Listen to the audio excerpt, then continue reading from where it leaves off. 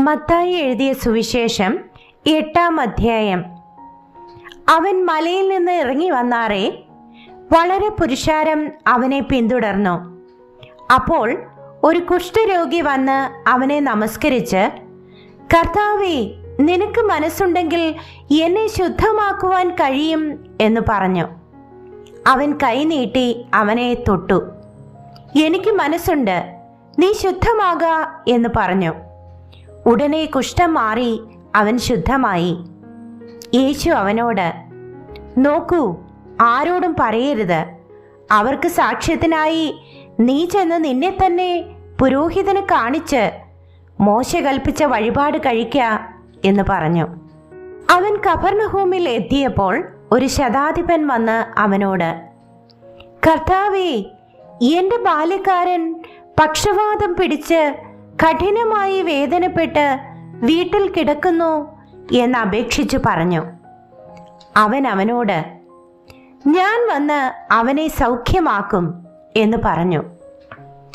അതിന് ശതാധിപൻ, കർത്താവേ, നീ എൻ്റെ പുരയ്ക്കകത്ത് വരുവാൻ ഞാൻ യോഗ്യനല്ല. ഒരു വാക്ക് മാത്രം കൽപ്പിച്ചാൽ എൻ്റെ ബാല്യക്കാരന് സൗഖ്യം വരും. ഞാനും അധികാരത്തിന് കീഴുള്ള മനുഷ്യനാകുന്നു. എൻ്റെ കീഴിൽ പടയാളികളുണ്ട്. ഞാൻ ഒരുവനോട് പോക എന്ന് പറഞ്ഞാൽ പോകുന്നു, മറ്റൊരുത്തനോട് വരിക എന്ന് പറഞ്ഞാൽ വരുന്നു.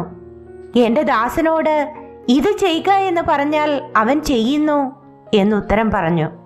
അത് കേട്ടിട്ട് യേശു അതിശയിച്ചു. പിൻചെല്ലുന്നവരോട് പറഞ്ഞത്, ഇസ്രായേലിൽ കൂടി ഇത്ര വലിയ വിശ്വാസം കണ്ടിട്ടില്ല എന്ന് ഞാൻ സത്യമായിട്ട് നിങ്ങളോട് പറയുന്നു.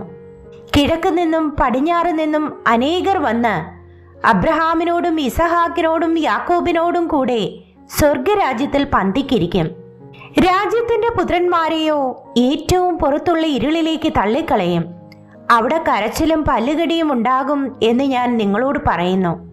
പിന്നെ യേശു ശതാധിപനോട്, പോക, നീ വിശ്വസിച്ചതുപോലെ നിനക്ക് ഭവിക്കട്ടെ എന്ന് പറഞ്ഞു.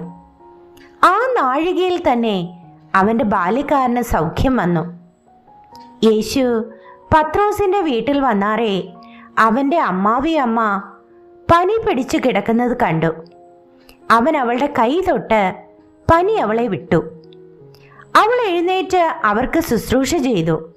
വൈകുന്നേരമായപ്പോൾ പല ഭൂതഗ്രസ്തരെയും അവന്റെ അടുക്കൽ കൊണ്ടുവന്നു. അവൻ വാക്കുകൊണ്ട് ദുരാത്മാക്കളെ പുറത്താക്കി സകല ദീനക്കാർക്കും സൗഖ്യം വരുത്തി. അവൻ നമ്മുടെ ബലഹീനതകളെ എടുത്തു വ്യാധികളെ ചുമന്നു എന്ന് യെശയ്യാ പ്രവാചകൻ പറഞ്ഞത് നിവൃത്തിയാകുവാൻ തന്നെ. എന്നാൽ യേശു തൻ്റെ ചുറ്റും വളരെ പുരുഷാരത്തെ കണ്ടാറേ അക്കരയ്ക്ക് പോകുവാൻ കൽപ്പിച്ചു. അന്ന് ഒരു ശാസ്ത്രി അവന്റെ അടുക്കൽ വന്നു. ഗുരു, നീ എവിടെ പോയാലും ഞാൻ നിന്നെ അനുഗമിക്കാം എന്ന് പറഞ്ഞു.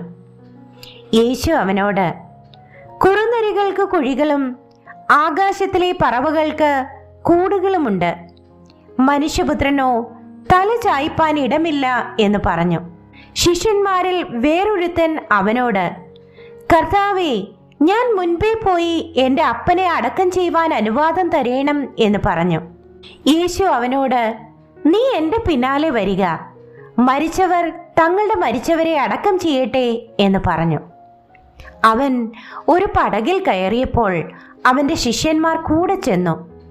പിന്നെ കടലിൽ വലിയ ഓളമുണ്ടായിട്ട് പടക് തിരകളാൽ മുങ്ങുമാറായി. അവനോ ഉറങ്ങുകയായിരുന്നു. അവർ അടുത്തു ചെന്നു, കർത്താവേ, രക്ഷിക്കണമേ, ഞങ്ങൾ നശിച്ചു പോകുന്നു എന്ന് പറഞ്ഞ് അവനെ ഉണർത്തി.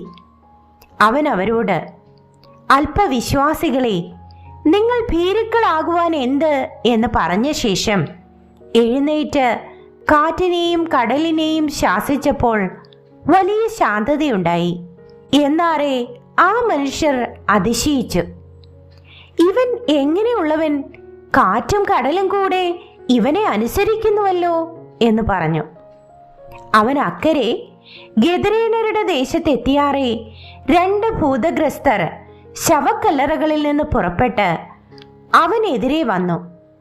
അവർ അത്യുഗ്രന്മാർ ആയിരുന്നത് കൊണ്ട് ആർക്കും ആ വഴി നടന്നുകൂടാഞ്ഞു. അവർ നിലവിളിച്ചു, ദൈവപുത്ര, ഞങ്ങൾക്കും നിനക്കും തമ്മിൽ എന്ത്? സമയത്തിന് മുൻപേ ഞങ്ങളെ ദണ്ഡിപ്പിപ്പാൻ ഇവിടെ വന്നുവോ എന്ന് പറഞ്ഞു. അവർക്കകലെ ഒരു വലിയ പന്നിക്കൂട്ടം മേഞ്ഞുകൊണ്ടിരുന്നു. ഭൂതങ്ങൾ അവനോട്, ഞങ്ങളെ പുറത്താക്കുന്നു എങ്കിൽ പന്നിക്കൂട്ടത്തിലേക്ക് അയക്കണം എന്ന് അപേക്ഷിച്ചു. പൊയ്ക്കൊള്ളുവിൻ എന്ന് അവൻ അവരോട് പറഞ്ഞു. അവർ പുറപ്പെട്ട് പന്നികളിലേക്ക് ചെന്നു. ആ കൂട്ടമെല്ലാം കടും തൂക്കത്തോടെ കടലിലേക്ക് പാഞ്ഞ് വെള്ളത്തിൽ മുങ്ങിച്ചത്തു. മേയ്ക്കുന്നവർ ഓടി പട്ടണത്തിൽ ചെന്ന് സകലവും ഭൂതഗ്രസ്തരുടെ വസ്തുതയും അറിയിച്ചു. ഉടനെ പട്ടണമെല്ലാം പുറപ്പെട്ട് യേശുവിനെതിരെ ചെന്നു. അവനെ കണ്ടാറേ തങ്ങളുടെ അതിർ വിട്ടു പോകണമെന്ന് അപേക്ഷിച്ചു.